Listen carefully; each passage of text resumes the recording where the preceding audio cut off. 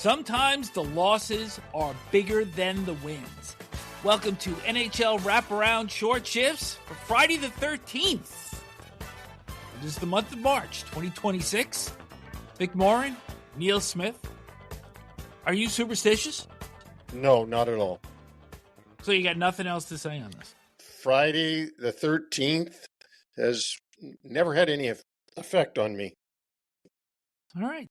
Then I'm going to move off this. I thought we had something here. Obviously, we don't. But the number 13 is actually going to come into play with our very first item because Auston Matthews scored for the first time in 13 games in the Maple Leafs 6-4 win over Anaheim on Thursday that broke an 8-game losing streak for the Leafs coming out of the Olympic break.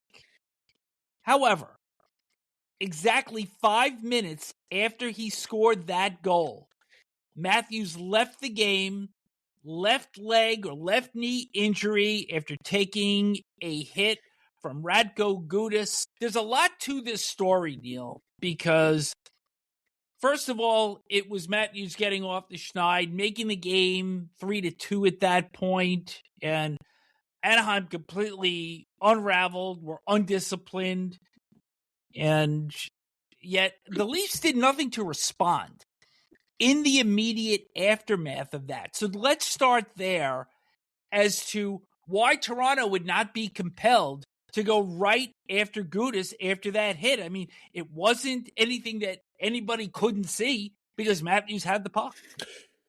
Matthews did have the puck and did make a move on Gudas, and Gudas definitely stuck his knee out. So you know that Gudas is going to get suspended. You know what? There was no reaction from the Leaf players that were on the ice. Riley blamed himself, said that he should have gone after Gudas. William Nylander said he didn't know what was going on. He just didn't know anything, and he didn't know what to do, and so on and so forth. But there was no reaction from the Leafs, the way you'd think it should be when someone sticks out a knee. Not necessarily on Matthews, on anybody on the team. It was so obvious, and you would have thought that there would have been a much bigger reaction.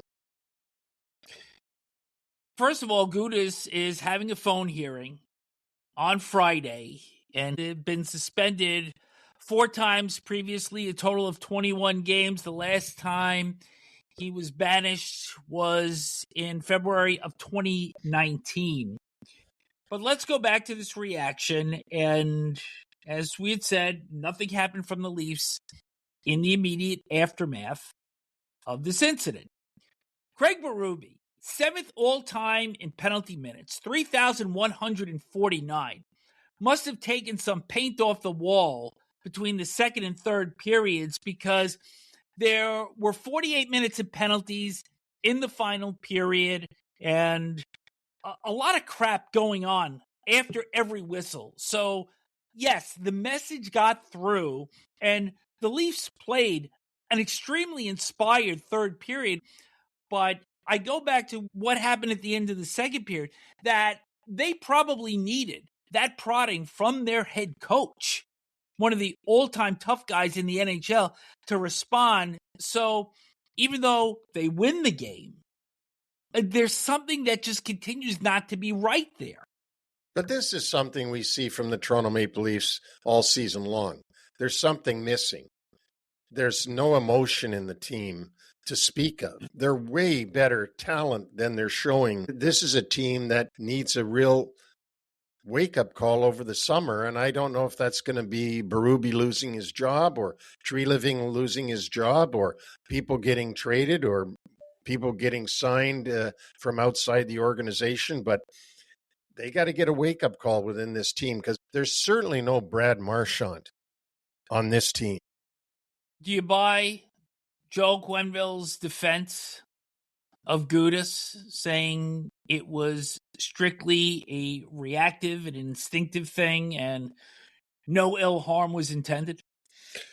I don't think that in those milliseconds that you have to make a decision how to turn and check somebody, I don't think Gudas thinks he's going to take Matthews out. I don't believe that. But I do know that he knows you're not supposed to stick your knee out. because bad things can happen. And he stuck his knee out, and bad things did happen. And, maybe if he did it 5 times, only one time would that injury have come up, but he did it, and now he'll have to pay the price. And Kenville's just singing a song that any head coach would sing to support his player, much less his captain. He's got to support him. Gudas was also responsible for taking out Sidney Crosby during the Olympics. So he certainly knows how to pick him, doesn't he? Well, he does, and he picks captains, obviously, when he does this, and he's one himself.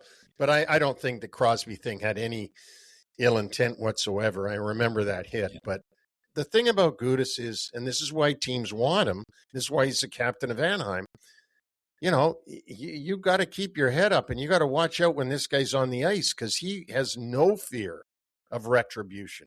None. I mean, he's been doing this his whole career. He's a wrecking ball with feet. That's him. So from one loss to several other losses, let's talk about bad team losses. On Thursday, number 1, Boston Bruins dropped a 4-2 decision to the San Jose Sharks that ended a 13-game home winning streak for the Bruins. The problem for Boston, they only have 6 home games left, where they are 25-9-1 at TD Garden.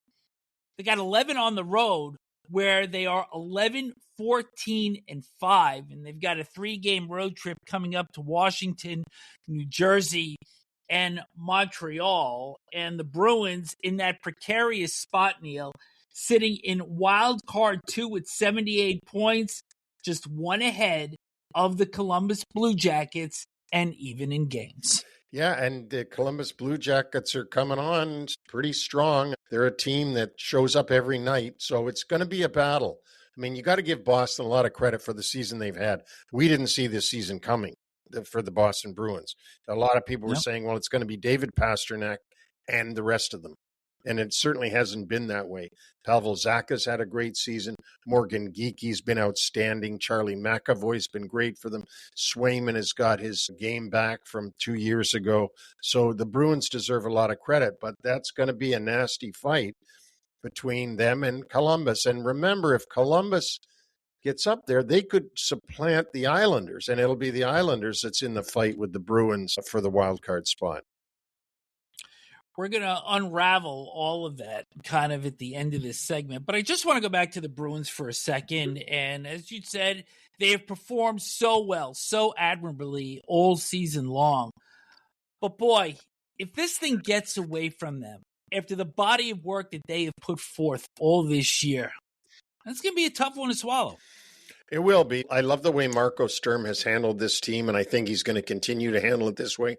But then I love the way Rick Bowness has handled his team, and I think that's going to continue because he's just been outstanding for the Columbus Blue Jackets ever since he got there and replaced Dean Evison. So it's going to be a dogfight right till the end, I would expect. The Bruins aren't going to go away easily. Then there's some other teams, that have got to keep their head up. The Detroit Red Wings, as I mentioned before, the Islanders, and the Pittsburgh Penguins have slipped a little bit. So you've got a real battle going there. The Ottawa Senators still feel they have a chance. Philadelphia must feel they have a chance since they're tied in points. And Washington Capitals. It ain't over yet, but it would be disappointing if the Bruins were not in the playoffs after the type of year they've had. We're going to slide over to the West and talk about the Bruins' opponent from last night, the San Jose Sharks. They move into wild card 2 in the West with that win. Alex Nedeljkovic, 39 saves. And what about that fourth goal from the Sharks by William Eklund? Just an outstanding moves on the defenseman, and then a great acrobatic goal by swatting it past Swayman. And if you haven't seen that one, folks, look that up on NHL.com. That's just an incredible effort. Bad loss number 2. Seattle drops a 5-1 decision to Colorado. That's not anything to be ashamed of because most teams lose to Colorado. But for the Kraken, that is their 4th straight loss. Remember about a week ago, They were third in the Pacific. They are now out of the playoffs as of Friday in wild card 3. Yeah, and sliding, and they're 3-7-0 in their last 10, and as you said, they've lost 4 in a row. They're going to have to get cracking. Well played. Bad loss number 3. The Nashville Predators lose a 4-3 shootout decision in Vancouver. What makes this hurt is Nashville led this game 3-1 with 4:05 left in regulation. Marco Rossi and Filip Hronek scored to tie the game. Jake DeBrusk with the shootout winner. Had they won that game, that would have put them in second in the West wild card based on the regulation win tiebreaker. So there's a point that gets away. Nashville is having a better season than they had last year. Of course, anybody could. And they're still in the fight. As I mentioned, they're still in the fight to get into the wild card spots. It's really only wild card 2 that's available, and that's going to be fought over by at least 4 teams. And we're going to hit on that again in a few moments, but not before we hit bad loss number 4. And this one's kind of got a different taste to it. The Edmonton Oilers get whacked 7-2 in Dallas. The Stars 13-0-1 in their last 14 games. Jason Robertson, 2 goals, 2 assists. Wyatt Johnston, a goal and 2 assists. Jamie Benn with 2 goals. Miro Heiskanen with 3 assists. This was a 5-0 game early in the second period. Tristan Jarry just got taken to school, and you could see the frustration that was continuing to build on the Edmonton side. There were 23 minor penalties in this game. No majors, even though it seemed like there was stuff going on after every whistle. But this was highlighted at the end of the second period with Connor McDavid and Justin Ristkovian going at it. And when your captain gets that boiled over, it's got to say something to the state of where the Oilers are. Because we have been saying every other game, it seems like, hey, they won in Colorado. Then they get creamed in Dallas. They're going to have a chance to right their ship on Friday in St. Louis. But the last 2 games for the Oilers, you could put that on the poster of their inconsistency for the 25-26 season. Absolutely. They are inconsistent. You look up inconsistent in the dictionary and there's an Oilers logo there. But, I don't get Stan Bowman and this trade that he made. I still don't get it. I didn't get it when he did it, and I certainly don't get it now, where he takes Tristan Jarry from Pittsburgh and sends Stuart Skinner to Pittsburgh along with a defenseman. And Tristan Jarry is not good in Edmonton. This is the reason why he went through waivers earlier in the season. Pittsburgh put him through waivers, sent him down to Wilkes-Barre, brought him back up. He started playing better, and suddenly the Oilers are interested in getting him. I didn't understand it at the time, and I don't understand it now. And the other thing I'm going to say, Stuart Skinner took the Oilers to the Stanley Cup final 2 years in a row. He didn't do it single-handedly. There was more than just Stuart Skinner there. But wouldn't you think you'd stick with the guy that got you to the final 2 years in a row and not take a chance on a guy who had been playing in Wilkes-Barre? I just can't figure it out. We were on this 3 weeks ago. Yeah. I don't understand, and I will not understand until and when I ever get a chance to talk to somebody from the Oilers and ask them, why exactly did you do that? Sounds like Craig McTavish could be reappearing on our show really soon. Yes. By the way, the defenseman that you had mentioned was Brett Kulak, who now is a member of the Colorado Avalanche. So a couple of other items of note. And I want to go back to Wednesday night, where the Montreal Canadiens defeated the Ottawa Senators by a 3-2 score, game-winning goal scored by Ivan Demidov with 7:20 left. But the big news coming out of this game was the goaltender. Jacob Fowler played in his first game since January 15th, made 32 saves, was absolutely spectacular. In the final minutes, when Ottawa was pressing to tie that game, Jakub Dobich was the backup. Sam Montembeault, no place to be found. So Dobich had played on Tuesday against the Toronto Maple Leafs and served as the backup to Fowler, who totally delivered in this one. But as I look at this kind of from the 30,000-foot level, if I'm a Canadiens fan, and Marty St. Louis certainly rolled a 7 with this one, there is so much uncertainty with their goaltending, and it has been there all season long. This has a very different feeling with the Montreal net than, say, in Carolina, where Brandon Bussey lost on Thursday to St. Louis notwithstanding. The Bussey thing feels a lot more comfortable than what's going on in Montreal. And, I'll remind you that the Montreal Canadiens, for decades and decades, never had to worry about goaltending. That's the one thing they didn't. Who did George Vezina play for? Montreal. Who did, obviously, Jacques Plante play for? I mean, who did Ken Dryden play for? Who did Patrick Waugh play for? Who did Carey Price play for? I mean, it seemed like Montreal just one after the next after the next. And this is the first time that I can remember that Montreal has had problems between the pipes. This is the one area where they're not sound. And good on Fowler for coming through like that after not playing since January 15th. And we'll see where Marty St. Louis goes from here with his goaltending. Bill Dernan, Gump Worsley, Jose Theodore, and perhaps they're trying to catch lightning in a bottle like the Canadiens did. Remember in 1984 with Steve Penney, who was really a one-year flash in the pan? Maybe that is what they're trying to do. As I said, there's been so many great goaltenders. And when you say Gump Worsley, of course, you know who was in net in May of 1967 for the Montreal Canadiens when they lost to the Toronto Maple Leafs, giving Toronto their last Stanley Cup. It was Gump Worsley that was in net that night.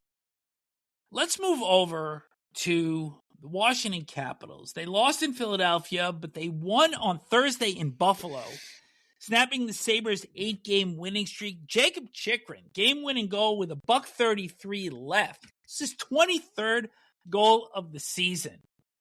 But Neil had pointed out earlier to go check out William Eklund's goal in that San Jose-Boston game.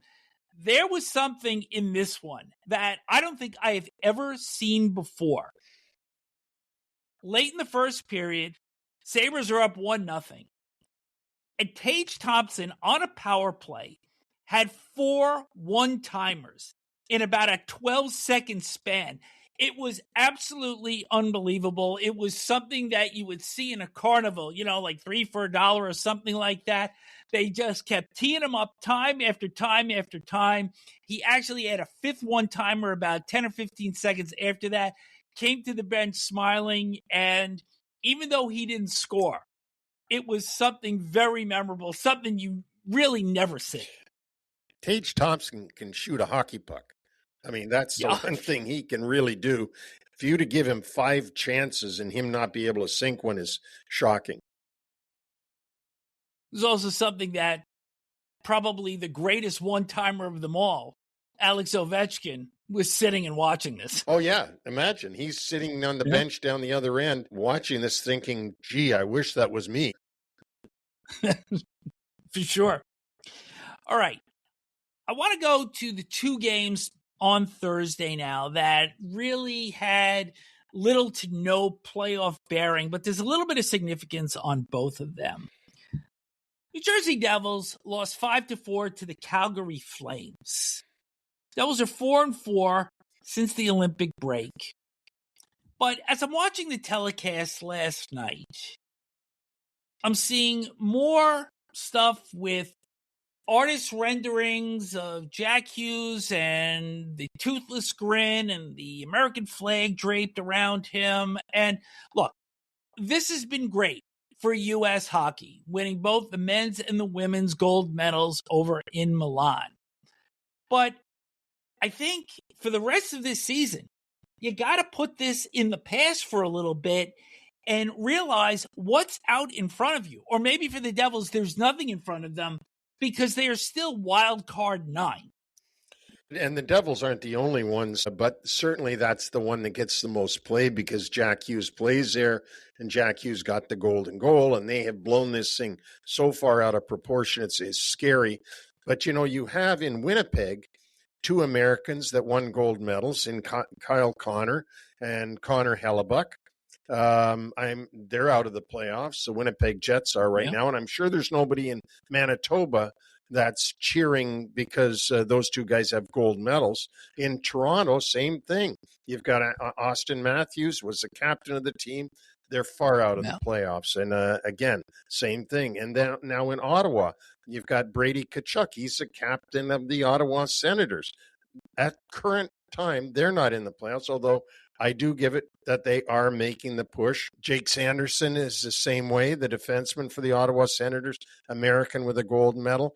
You've actually got, Vic, 11 American gold medal winners that are out of the playoffs at this point.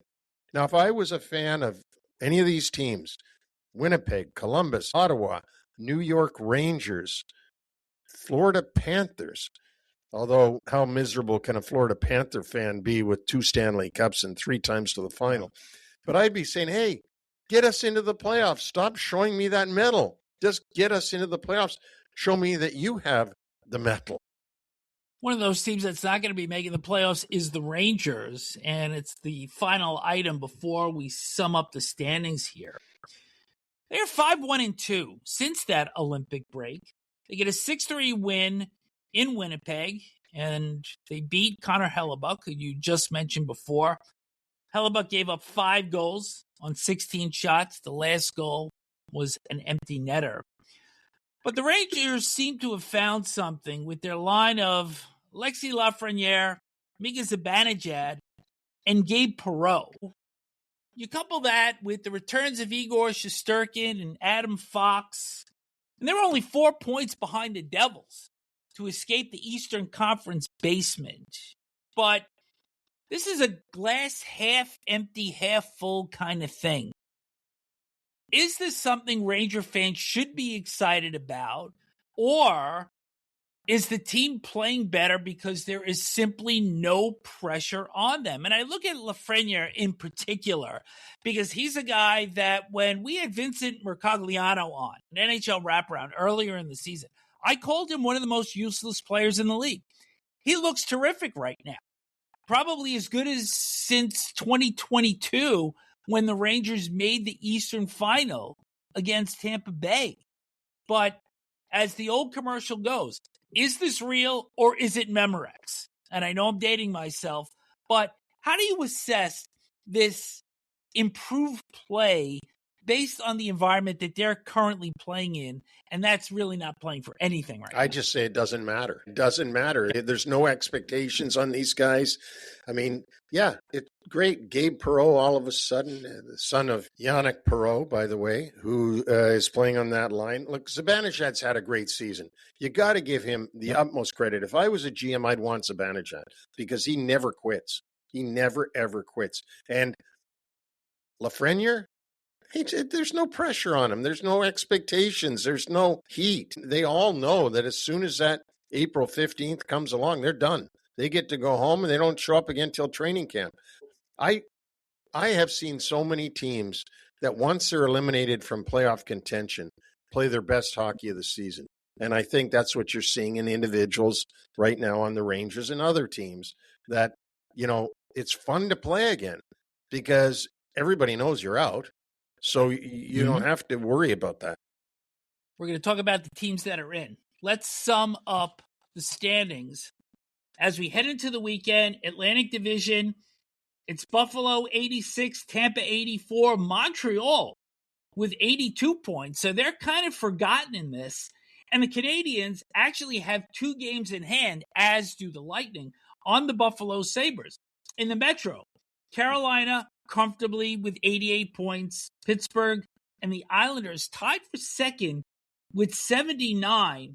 But as you get into the wild card, Detroit losing in Tampa on Thursday, also with 79 points. Their wild card 1. Boston, we mentioned at the top of the show, wild card 2 with 78. Columbus right there with 77.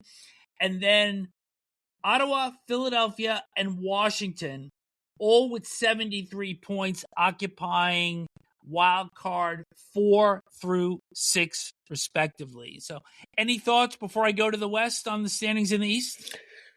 I just think that the Columbus Blue Jackets, it's going to be interesting to see how they handle going forward. Great home team, 17-8-7. Decent road team, 16-13-4. They made the coaching changes, worked. Boston Bruins, I myself think they're going to get in. I just think that Marco Sturm has done a great job with that team and has them believing. I don't know if Dan Muse can keep the Pittsburgh Penguins afloat up there, and the New York Islanders are going to have to continue their play that we've been seeing lately. They're 7-3-0 in their last 10. They've won 2 straight. So Islanders are finally home from the Olympic break, starting tonight with the LA Kings and then having the Calgary Flames come in. How about the Calgary Flames? There's no pressure whatsoever, and they're probably playing better than they ever have with most of their team missing. Case in point, Rasmus Anderson, Mackenzie Weegar, Nazem Kadri, all gone. So, hey, gives other players an opportunity to step up. So speaking of the West, in the Central, Colorado, 5 points better than Dallas, who are 4 points better than Minnesota for 1, 2, and 3 in that division. And in the Pacific, despite their loss in Toronto, Anaheim on top with 75 points, 1 better than Vegas, beat Pittsburgh on Thursday, and then Edmonton in third with 72. In the wild card, Utah, actually more points with the Oilers. They have 74. They are 6 points clear of wild card 2, occupied by, as mentioned earlier, San Jose Sharks. And then 3 clubs with 67 points, Seattle, Los Angeles, and Nashville. And even Winnipeg and St. Louis with 62 have managed to stay in this thing because nobody is able to draw off, with the target line in the West now being just 88.5 points. We've said it earlier, you've got a 4-horse race for that 8th spot in the West.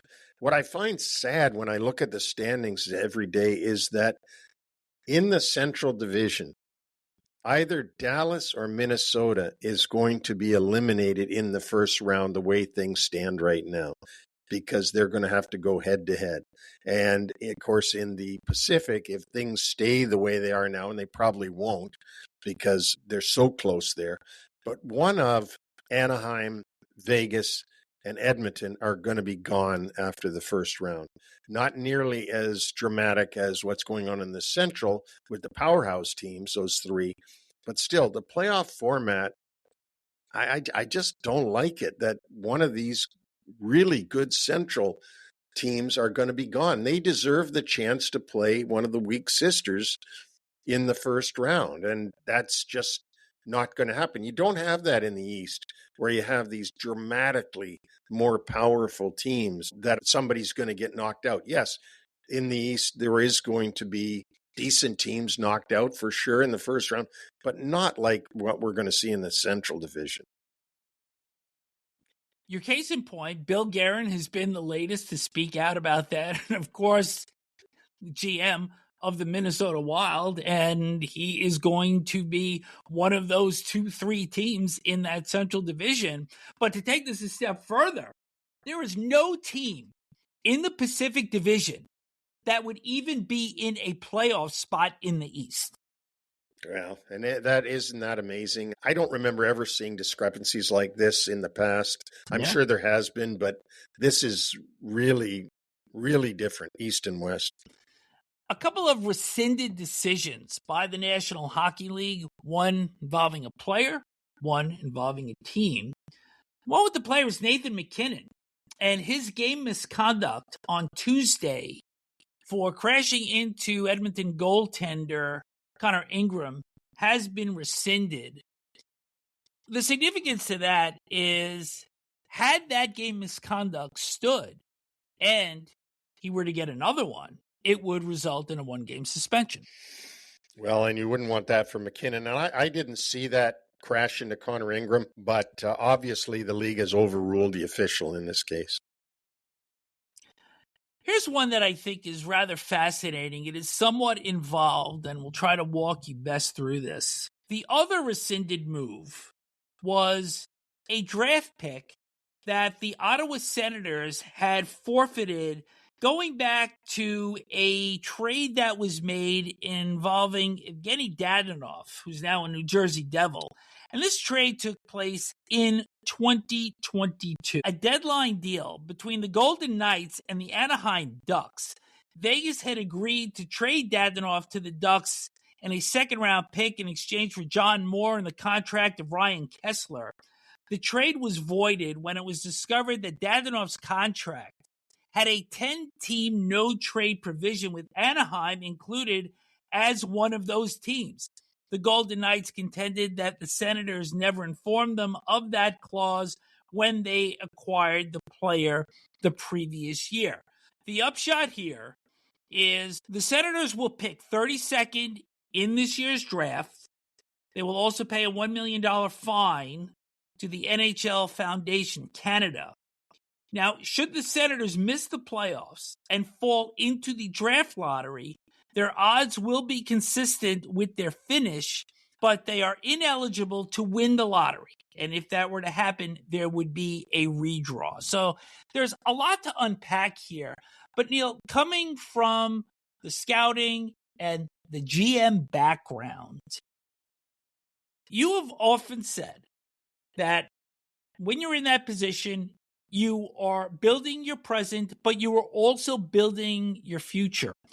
You're always trying to build up assets. So I think people out there can say, well, it's maybe the 32nd pick. How important is that? But when you're trying to build up assets, I don't think you can have enough of them, can you? No, you can't have enough picks, and it's a first-round pick. There are 32 teams, so it's now 32 first-rounders. Whoever gets picked 32nd will, for the rest of his life, be a first-round NHL pick. This whole thing happened because Pierre Dorion was a GM of Ottawa at the time and apparently did not tell the Golden Knights that he had a 10-team no-trade list. And on that list, of course, Anaheim was one of the no-trade teams. So they didn't know this, and they got him. They paid for him, and they went to the league to appeal. You know, we got him so that we could ship him over to Anaheim, and we can't because that's a team that's on the list. The league stepped in and said, okay, for not informing your partner that he had a no trade, we're going to take away your first round pick as punishment. Now, all of a sudden, in comes new ownership at that very time. And they said, wait a minute, what are you doing punishing us? We weren't even here at the time. And then Dorion gets fired. Steve Stajos takes over. And they appealed this, and finally they've won their appeal to a certain extent. At least they get a first-round pick. But it was really an odd circumstance of ownership change. I can't imagine that Pierre Dorion purposely didn't tell the team that the player had a no-trade list. But, you know, you have to be very thorough these days when you're making a trade. That was very well explained because that is certainly an extremely complicated piece of NHL business. It certainly is. And again, there is a trade call whenever a trade is made where someone from the league goes through all the details of the trade. And I don't know how that detail was not in that trade call, but apparently it wasn't.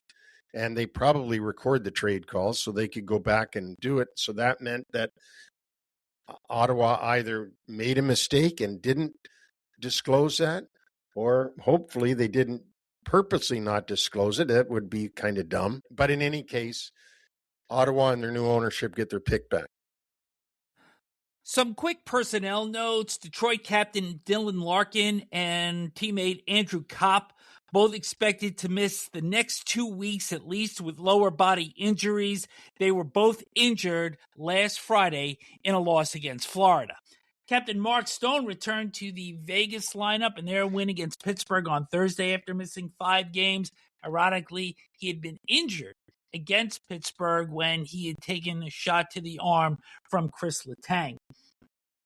And a contract extension, Nick Schmaltz, forward for the Utah Mammoth, 8 years, $64 million through the 2033-34 season. Just turned 30 years old, 6-time 20-goal scorer, career high 24 this season, and on pace to establish a new best in points. You like this contract? $8 million for a guy that's already 30? No, I don't like it, but I think what happens is he probably was asking for more than that. And then they said, we can only give you 8 and we'll spread it out over 8 years. You probably won't play the last 2 years of those 8. Once he gets to 36, he's not going to be worth $8 million a year, unless we really have inflation. But it's the way of the world now in the NHL. These contracts must make Lemieux, Gretzky, and Messier's hair stand up on end, if they've got any. Well, yeah, I was going to say with Mess, I'm not too sure about that. Let's wrap up this show with a feel-good story. And I know that this has been out there, but it's certainly worth sharing with our listeners in a little bit more detail. Probably the ultimate triumph over tragedy story. On Wednesday, Blackstone Valley Co-op defeated Portsmouth 3-2 in double overtime to advance to the Rhode Island Division II final. It may not seem like that much on the surface, but the game-winning goal was scored by Colin Dorgan. Dorgan lost his mother, brother, and grandfather in a shooting during the senior night game in Pawtucket last month. 2 others were critically injured by the shooter, who was identified as Dorgan's father, who took his own life at the scene. The game-winning goal came on a breakaway, and Dorgan described it as the greatest moment of his life, and boy, did he deserve that. He also scored twice in Blackstone Valley's clinching quarterfinal game. The team had not played for 3 weeks following the shooting, all players wearing a heart with the initials of the 3 who died in the shooting. The Division II final is March 18th at Amica Mutual Pavilion in Providence. But what a phenomenal story. It has already gotten over 100,000 views on YouTube. And I got to tell you, I got choked up watching it. It's an amazing story, not even speakable, the tragedy.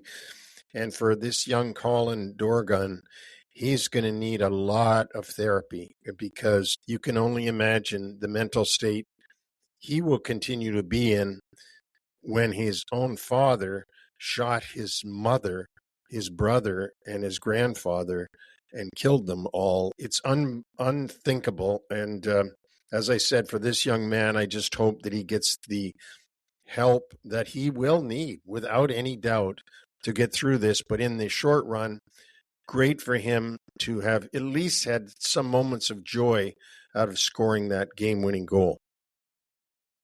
All the best to him and Blackstone Valley Co-op in that final game next Wednesday. And of course, we're going to follow up with the result of that, probably on short shifts a week from today. So only 2 games on the slate on Friday, Kings and the Islanders, which Mr. Smith will be gracing at UBS Arena, and Edmonton and St. Louis. Saturday, 14 games. Sunday, 6 games. Every one of them have playoff implication of some sort, either in terms of positioning or just trying to move up in the standings. Best time of year.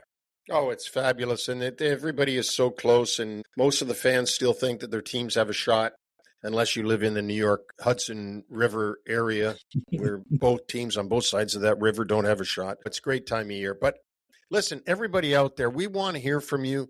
You can reach us individually, Neil at NHLWraparound.com or Vic at NHLWraparound.com. Tell us what you think. Tell us what you'd like to hear. Tell us who you'd like to have us interview. All of our podcasts are on all platforms, including Apple, Amazon, iHeart, Spotify, and YouTube.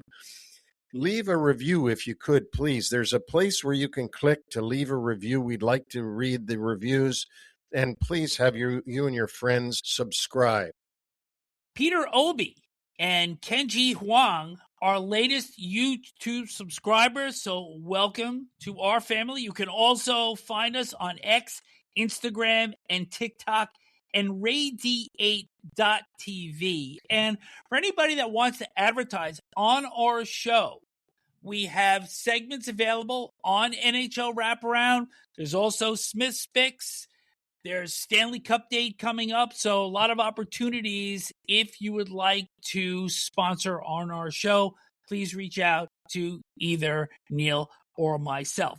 Our website is NHLWraparound.com, and our blog section in New York-centric Patrick Hoffman's latest, the outstanding goaltending by Ilya Sorokin, keeping the Islanders right in the playoff race, and Smith's Picks, where you have stubbed your toe the last few nights. Oh, it's been horrible.